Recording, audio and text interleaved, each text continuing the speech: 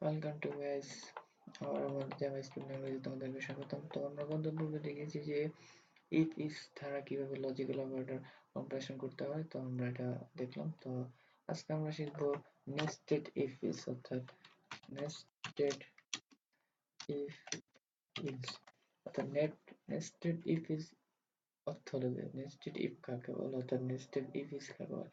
একটা ইফ ইস এর মধ্যে, অর্থাৎ একটা ইফ এর মধ্যে আরো একাধিক দুই একটা ইফ সত্য কন্ডিশন ব্যবহার করে নেস্টেড ইফ ইজ বলে। তো আমরা কাজে ফিরে যে কাজে দেখলে আমার সঙ্গে বুঝতে সুবিধা হবে। তো প্রথমে আমরা সাপোজ একটা ভেরিয়েবল নিলাম, ভেরিয়েবল দেখলাম যে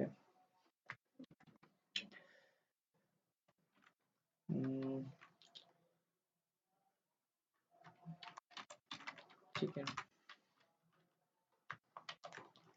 এখানে দেখলাম যে শাকিব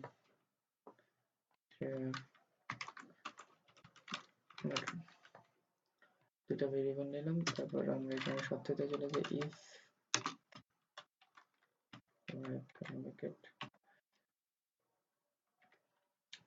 ডকুমেন্ট, সরি, এখন তো ইফ ইস এর মধ্যে ইফ ইস, তো আমরা আবার এখানে লিখি, একটু দূরে গিয়ে লিখি ইফ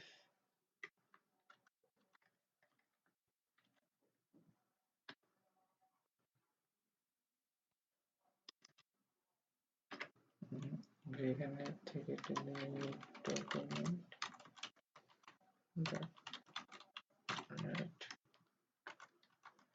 আগে সিনট্যাক্সটা লিখে বলি, তারপরে হয় এখানে হবে যে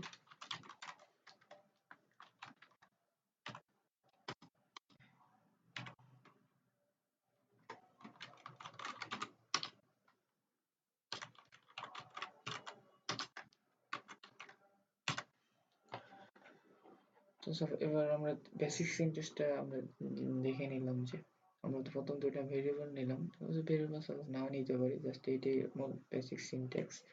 তো ইফ প্রথম একটা কন্ডিশন, এখানে আমরা একটা কন্ডিশন ইউজ করবো, তারপরে এখানে আরেকটা কন্ডিশন, অর্থাৎ একটা ইফ এর মধ্যে আরেকটা ইফ, এটাকে বলে নেস্টেড ইফ। তারপরে ইলস, অর্থাৎ নেস্টেড ইফ ইলস, অর্থাৎ নেস্ট একাধিক ইফ ইলস এর মধ্যে যেহেতুগুলো সত্য কন্ডিশন ব্যবহার করে তাকে বলে নেস্টেড ইফ ইলস। তো এখানে দেখো আমরা এখানে কন্ডিশন দিব, তো আমরা এখানে কন্ডিশনটা দিয়ে দিই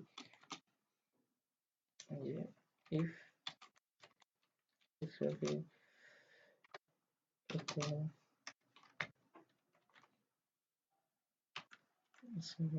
double equal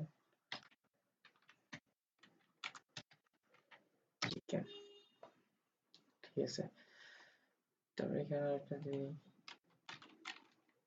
Shakib double equal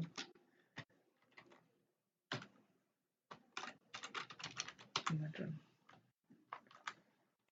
তারপরে এখানে লিখি এই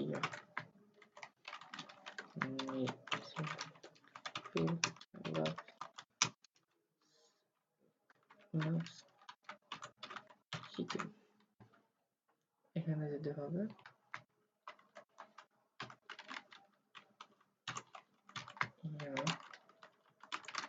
ওকে।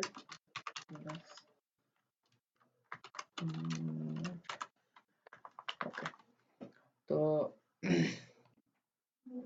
আমরা এটা ব্রাউজারে গিয়ে একটু রান করে দেখি।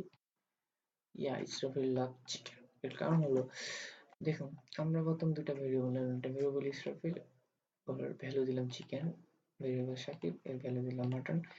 If Israfil double equal chicken, ইসরাফিলের ভেরিয়েবল যদি এর সমান হয় তাহলে ইসরাফিল লাভ চিকেন। ইফ আবার সত্য দিলাম যে একই ইফ ইস এর মধ্যে যে ইফ সাকিব এর ভেরিয়েবল যদি, অর্থাৎ সাকিব যদি ডাবল ইকুয়াল তার ভ্যালুর সাথে সমান হয় তাহলে তুমি এটাই রান করো, আর যদি না হতো তাহলে তুমি এটা রান করো। তো আমাদের যেহেতু সমান দুটোটা পেয়ে যেতাম, এটা আমি যদি সাপোজ এটা ডাবল ইকুয়াল না দিতাম, সাপোজ এখানে মাটন ছিল, আমি যদি এখানে দিতাম সাপোজ ভিপ দিলাম, তাহলে আমাদের প্রোগ্রামটা অথবা কি রান করে আমরা নিজের চোখে দেখে আসি, কোনো কিছু রান করবো না, কারণ আমাদের সেকেন্ড যে আমাদের যে সেকেন্ড যে স্টেটমেন্ট অর্থাৎ সেকেন্ড যে স্টেটমেন্ট সেটাই ভুল হয়েছে। তার মানে প্রথমে সে প্রসেসিং করে দেখলো প্রথমটা ঠিক আছে, এখন প্রথমটা কি সে কি রান করবে, প্রথমটাতে দ্বিতীয়টা ভুল হয়েছে, তার মানে এখন প্রথমটা সে রান করতে পারতেছে না, প্রথমটা সে রান করতে পারতেছে না, কিন্তু সে এখন সে আবার প্রসেসিং এ এখানে আসতে হইতেছে, যার কারণে সে এটাও পাইতেছে না। সেই জন্য একটা পদ্ধতি, আমাদের একটা পদ্ধতি আছে অথবা বা মিস্টেকও আছে, সেটা বলা যায় মিস্টেক হয়েছে, কিংবা পদ্ধতি, দুটো পদ্ধতি অবলম্বন করে যে আমরা কঠিন পদ্ধতি আগে আমরা ইজি ভাবে জিনিসটা করলে অথবা জিনিসটা ভালো হয়। তো আমরা দেখি যে আমাদের কিন্তু এখানে ইলস কোন একটা স্টেটমেন্ট আমরা দেওয়া হয়নি, তো যার কারণে আমাদের এটা ইলস যেহেতু এটা পাইতেছে না, এখানে প্রসেসিং কে এখানে তারা ব্রেক করছে, ব্রেক করে আর কোনো কিছু খুঁজে পাইতেছে না, যার কারণে এটা পাইতে খুব কষ্ট হইতেছে। তো আমরা কি করি এখানে দুইটা একটা ইলস স্টেটমেন্টটা ইউজ করি, যেহেতু দুইটা দুইটা ইউজ করার দরকার নেই, সাপোজ একটা এটাকে আমরা কাট করে এখানে দিয়ে দিই, এরকম দুইটা না লেখে একটা দিয়ে আমরা দেখি, পর আমরা দুইটা দিয়ে দেখাবো।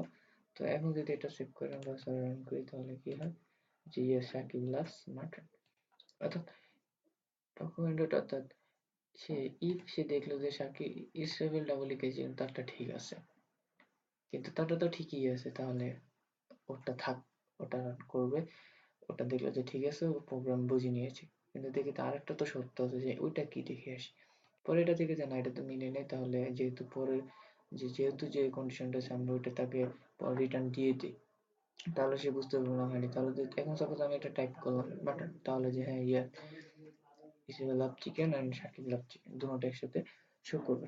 তো এইভাবে সাপোজ একটা মানে ইফ ইনস্টেড ইফ ইজ তৈরি করা হয়। তো আপনারা বুঝছেন কিনা জানি না, আমি যথেষ্ট চেষ্টা করছি, অথবা আমার কিছু ভুল হতে পারে, স্বাভাবিক, ভুল হলে নিজ দায়িত্বে ক্ষমা করে দেবেন।